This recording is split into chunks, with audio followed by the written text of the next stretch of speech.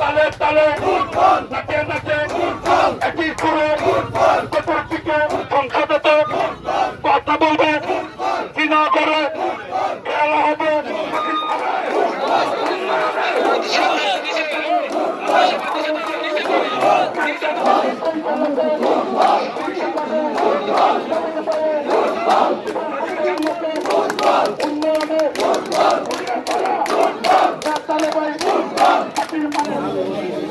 মুন্সিগঞ্জ 1 আসনের জনগণের মনোনীত প্রার্থী